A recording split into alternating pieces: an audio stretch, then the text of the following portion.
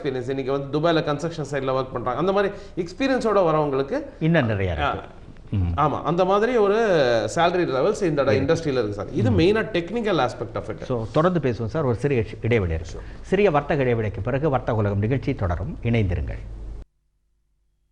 இதோ வந்துவிட்டது உலகின் மிகப்பெரிய T20 கிரிக்கெட் போட்டி. இதன் விறுவிறுப்பான கிரிக்கெட்டை சன் டைரக்ட் கனெக்ஷன் வாங்கி கண்டு களியுங்கள். ரூபாய் 1990 மட்டுமே செலுத்தி சன் டைரக்ட் கனெக்ஷன் மற்றும் 12 மாத சந்தாவுடன் T20 கிரிக்கெட்டை மேக்ஸில் இலவசமாக காணுங்கள். அல்லது 1490 ரூபாய்க்கு 6 மாத சந்தாவுடன் கிரிக்கெட் போட்டிகளை இலவசமாக காணுங்கள். தற்போதைய சன் டைரக்ட் வாடிக்கையாளர்கள் ரூபாய் 35 மட்டுமே செலுத்தி கிரிக்கெட்டை கண்டு மகிழலாம். உடனே விரையுங்கள். இன்றே ஒரு புதிய சன் டைரக்ட் கனெக்ஷனை வாங்கிடுங்கள். வீட்டுக்கு வீடு சன் டன் டனா டன்.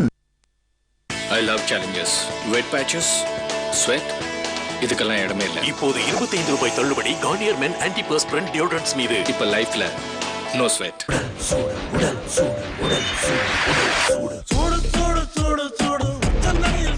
நீங்கள் தினமும் சோர்வடைவதால் உங்கள் உடல் சூடு அதிகரிக்கும். ஆயுர்வேதம் பரிந்துரைக்கும் பாராஷூட் அட்வான்ஸ் கூலிங் ஆயில். இதில் உள்ள கூலிங் மூலிகைகள் மற்றும் தேங்காய் எண்ணெய் கலவை மசாஜால் நீங்கள் இருக்கலாம் உள்ளிருந்தே 100% கூல்.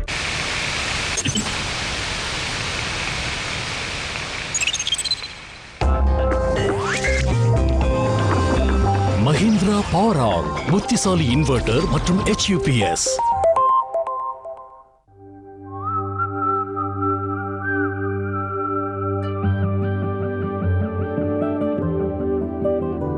LICயின் சம்ருத்தி பிளஸ் வளமைக்கு உத்தரவாதம்.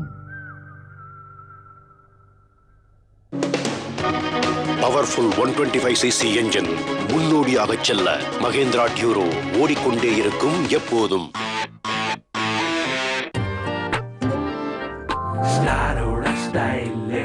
எல்லோருக்குள்ளும் தானே ஃபேஷன், எல்லோரையும் மாக்குமே ஸ்டார். ஸ்டார்களும் அவரை பார்த்து அசர்வார்களே. ஃபேஷன் தான் star. Fashion at Big Bazaar.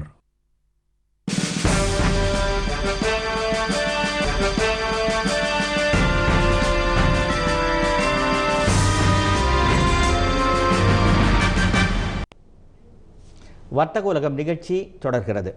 கட்டுமான துறையிலே வேலை வாய்ப்புகளை பற்றி பேசிக் கொண்டிருக்கிறோம். நிபுணர் திரு எம் அருண்குமார் அவர்கள். வணக்கம். வர்த்தக உலகம். வணக்கம் சார். சொல்லுங்க சார். நான் ராமநாதபுரத்துல இருந்து புரோஸ்கான் பேசுறேன் சார். சொல்லுங்க புரோஸ்கான், நல்லா இருக்கீங்களா? நல்லா இருக்கேன் சார். சொல்லுங்க. என்னுடைய பையன் வந்து வளைகுடா நாட்டுல கன்ஸ்ட்ரக்ஷன் லைன்ல ஒரு டைம் கீப்பரா தான் ஒர்க் பண்ணிக்கிட்டு இருந்தாரு. சரியா. அவருக்கு சேஃப்டி ஆபீசர் ஆகணுங்கிற ஒரு ஆசையில அங்க சேஃப்டி இன்ஜினியருக்கு கீழே கொஞ்ச நாள் வேலை பார்த்திருக்காரு. சரி. இப்ப அதன் அடிப்படையில கேரளாவில் போய் கொஞ்சம் ட்ரைனிங் எல்லாம் எடுத்து சர்டிபிகேட்ஸ் எல்லாம் கொண்டு வந்திருக்காரு. நல்லது. இப்ப அவர் சேஃப்டி ஆபீசர் ஆகணுங்கிற ஒரு விதியில இருந்தாலும் அவருக்கு எக்ஸ்பீரியன்ஸ் இல்ல. ஓ சரி. அந்த எக்ஸ்பீரியன்ஸ்க்காக சில இடங்களை தேடி அலைகிறோம். எங்களுக்கு சரியான ஒரு இடங்கள் எங்களுக்கு சரியா கிடைக்கல சார். சரி. அதனால உங்களை இதை நான் இப்ப நேரடியா பாத்துக்கிட்டு இருந்தேன். சரி. அதனால உங்களுக்கு அடிச்சு கேட்கிறேன், அப்படி என்னுடைய பையனுக்கு ஒரு எக்ஸ்பீரியன்ஸுக்கு ஏதாவது ஒரு வாய்ப்பு கிடைக்குமா? சரி. அப்படிங்கறத கேட்கறதுக்கு தான் இப்ப நான் அடிச்சேன். ரொம்ப நல்லது. ஒரு நிமிஷம் சார் ஏதாவது கேட்கறாங்க கேட்கலாம். கண்டிப்பா. இப்போ அவர் சேஃப்டி இன்ஜினியரிங்ன்றத பொறுத்த வரைக்கும் ஏதாவது குவாலிஃபிகேஷன்ஸ் வாங்கியிருக்காரா இல்ல குவாலிஃபிகேஷன் எதுவும் இல்லையா? பண்ணணும்ன்ற எண்ணம் மொத்தம் இருக்கா இல்ல குவாலிஃபிகேஷன்ஸ் இருக்கா? கேரளாக்கு சில சர்டிபிகேட்ஸ்லாம் வாங்கியிருக்கின்றார். ஹலோ. சேஃப்டி இன்ஜினியரிங்ல. ஹலோ பேசுங்க. சொல்றேன் சார். சொல்லுங்க. என்னுடைய பையன் அந்த லைன்ல இருந்திருக்கிறாரு. பட் அவர் ட்ரிபிள் இ படிச்சிருக்காரு. ஆமா, அந்த கொஞ்சம் பேசுறாரு பையன். பையனை பேசுறாரு. டிப்ளமோ ட்ரிபிள் இ கம்ப்ளீட் பண்ணிருக்கிறேன். சரிங்க. அப்புறம் இப்ப 1 இயர் HSC கம்ப்ளீட் பண்ணிருக்கிறேன். ஓகே. ஆமா. அப்புறம் முடிக்க ஓசா கோர்ஸ் ஒன்று கம்ப்ளீட் பண்ணிருக்கிறேன். ஓகே. அவ்வளவுதான். இந்த குவாலிஃபிகேஷன் தான் இருக்கு. இந்த qualification more than suitable for you to pursue sir. கண்டிப்பாக சேஃப்டி இன்ஜினியரிங்கிறது ரொம்ப இம்பார்ட்டன்ட். நீங்கள் கரெக்டாக சூஸ் பண்ணியிருக்கீங்க. ஏன்னா இன்றைக்கி சேஃப்டி இன்ஜினியரிங்ன்ற ரெகுலேஷன்ஸ் ரியல் எஸ்டேட் கண்ட்ரோல் பில்லாம் வரப்போகுது, பாஸ் ஆக போகுதுன்ற பட்சத்தில் சேஃப்டின்றது ரொம்ப இம்பார்ட்டன்ட் ஆஸ்பெக்டாக பார்ப்பேன். ஏன்னா எல்லாருக்குமே தெரியும் இந்த இண்டஸ்ட்ரியில் hazards are very high, accident prone இண்டஸ்ட்ரின்றது. அப்படி இருக்கும்போது நல்லா நீங்கள் ஒரு வர்டிகல் தான் அதில் சூஸ் பண்ணியிருக்கீங்க. சூஸ் பண்ணிக்கிற பட்சத்தில் உங்கள் குவாலிஃபிகேஷனை பொறுத்த வரைக்கும் கண்டிப்பாக இந்த எக்ஸ்பீரியன்ஸை கெயின் பண்ணுறோன்ற பட்சத்தில் கண்டிப்பாக உங்களுக்கு நிறைய வாய்ப்பு இருக்குது. பட் உங்களுக்கு நீங்கள் இப்போ எக்ஸ்பீரியன்ஸ் இல்லைன்ற பட்சத்தில் த ஸ்டார்டிங் சேலரி அப்படின்னு சொல்லுவோம் இல்லையா, நீங்கள் where you need to start off. தோ உங்களுக்கு மற்றபடி எக்ஸ்பீரியன்ஸ் இருந்தாலும் இந்த இண்டஸ்ட்ரியில் இல்லை, பட் சேஃப்டியில் தான் இருக்கணும்னு நீங்கள் நினச்சிங்கன்னா யூ மைட் ஹாவ் டு பெரிய கம்பெனிஸ் அப்ரோச் பண்ணுங்கள். த்ரூ நிறைய இன்றைக்கி ஹெச்ஆர் ஹெட் ஹண்டிங் ஃபார்ம்ஸ் எல்லாம் இருக்குது. அந்த ஹெட் ஹண்டிங் ஃபார்ம்ஸ் மூலமாக சேஃப்டி இன்ஜினியர்ஸ் கண்டினியூஸ் அட்வைஸ் பண்ணி சர்ச் பண்ணுற பெரிய பெரிய கம்பெனிஸ் இருக்குது. மல்டிநேஷனல் கம்பெனிஸ் இருந்தாலும் இந்தியன் லெவலில் பெரிய ஆப்ரேட்டர்ஸ் இருக்காங்க, நிறைய பேர் வந்துட்டாங்க. அந்த கம்பெனிஸ் எல்லாம் நீங்கள் அப்ரோச் பண்ணிங்கன்னா உங்களுக்கு பேசிக் கிராஜுவேட் ட்ரைனிங் மாதிரியான ப்ரோக்ராம்லாம் உங்களை இன்டாக்ட் பண்ணுவாங்க. So up to 1.5 to 2 years உங்களுக்கு அந்த ட்ரைனிங்கில் தான் இருப்பீங்க. ஸோ அதனால் வந்து என்னென்னா இன்டர்ன்ஷிப் மாதிரி தான் ஒரு சேலரி பேக்கேஜ் இருக்கும். ஸோ பட் அந்த அதை நீங்கள் பாஸ் பண்ணிட்டீங்கன்னா, if you cross that period of the 2 years அதுக்கு ரெலவெண்ட் எக்ஸ்பீரியன்ஸ் இருந்துருச்சுன்னா அதுக்கப்புறம் நோ லுக்கிங் பேக். அதுக்கப்புறம் நீங்கள் சேஃப்டி இன்ஜினியர் என்ன மாதிரி சாலரிஸ் கமாண்ட் பண்ணாலும் அதில் பர்சியூ பண்ண முடியும். So opportunities are plenty. நல்ல ஒரு வெர்டிக்கல் அதில் பர்சியூ பண்ணுங்கள். Chances will be very bright for you. Okay, இப்போ சிறப்பாக சொன்னீங்க. ஆனால் அந்த நேருடைய ஒரு இது என்ன, கல்ஃபில் வேலை செஞ்சுட்டு இப்போ குவாலிஃபிகேஷன்ஸ்க்காக வந்து கேரளாவில் படித்து இதெல்லாம் அக்வயர் பண்ணி அதையும் சொல்லிட்டாரு. சேஃப்டி ஆஃபீஸர் ஆகணுன்றது அவருடைய குறிக்கோள்றதையும் தெளிவாக சொன்னார். இந்த சேஃப்டி ஆஃபீஸருக்கு வருமானங்கள் அதிகமாக இந்த கண்டிப்பாக சார், கண்டிப்பாக. இப்போ என்னன்னா வந்து இதெல்லாம் ஸ்பெஷலைஸ்டு ஃபீல்டு மாதிரி. இப்போ டாக்டர், இப்போ சிம்பிளாக சொல்லணுன்றதுக்காக சொல்கிறேன். இன்னைக்கு ஒரு மெடிசன் ஃபீல்டு எடுத்துனீங்கன்னா நோ டவுட் ஒரு எம்பிபிஎஸ் படித்த doctor he earns well. But MBBS படித்த டாக்டர் வந்து இன்றைக்கி ஒரு ஆஃப்தால்மாலஜி இல்லை ஒரு கைனகாலஜிக்கு ஸ்பெஷலைஸ் பண்ணும்போது அதுக்கான ஒரு இன்க்ரிமெண்டல் ஏர்னிங்ஸ் இருக்கு இல்லையா. ஸோ அதே மாதிரி சேஃப்டி ஆஃபீஸர் ரொம்ப பெரிய டிமாண்ட் சார். ஏன்னா இந்த இண்டஸ்ட்ரி வந்து ரொம்ப ஆக்சிடென்ட் ப்ரோன் இண்டஸ்ட்ரி. அப்படி இருக்கும்போது இதோட சேஃப்டியை கண்ட்ரோல் பண்ணுன்றது ஒரு அத்தியாவசிய கடமையாக இருக்குது.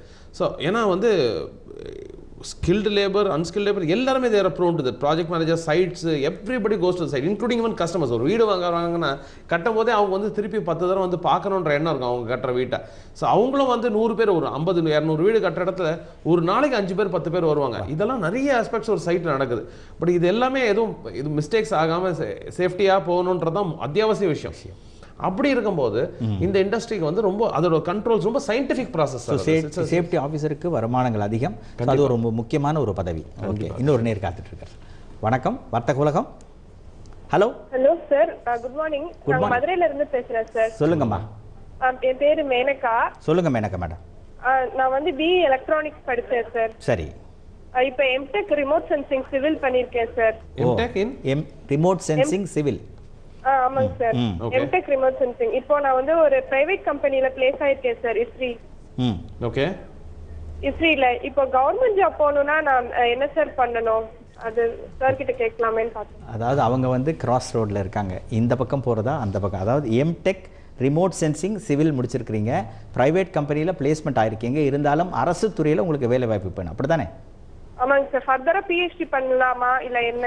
ஓகே, அதாவது இவங்களுக்கு 2 அவா இருக்குது. அதுக்கு நீங்க சரியான பதில் தான் நீங்க தான் சொல்லணும். இப்போ என்னன்னா நீங்க ஏன் கவர்மெண்ட் ஜாபுக்கு போகணும்னு நினைக்கிறீங்க?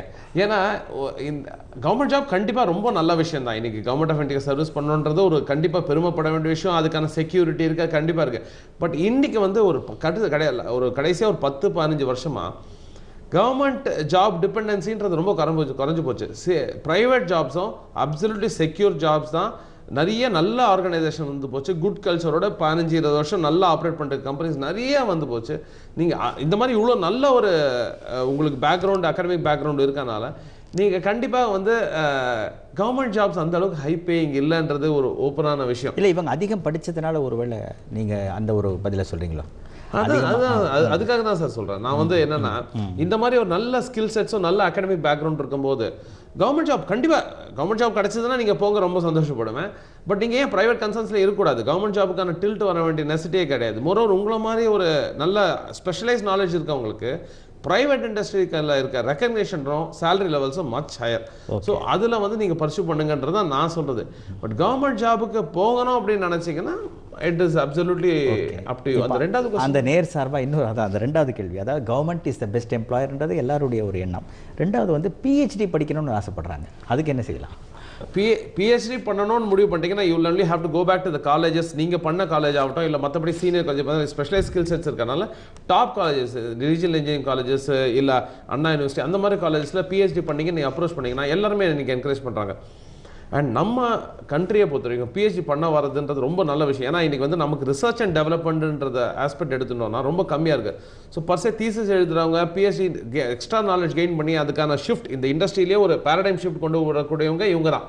ஸோ அதை பண்ணுறது ரொம்ப கம்மி. அதுக்கான சப்போர்ட்டை நம்ம கவர்மெண்ட்டில் ரொம்ப கிடையாது சார் ஆக்சுவலி. ஸோ அந்த சப்போர்ட் இப்போதைக்கு நிறைய வந்துட்டு இருக்கு. அண்ட் மோரோவர் நிறைய ப்ரைவேட் கம்பெனிஸும்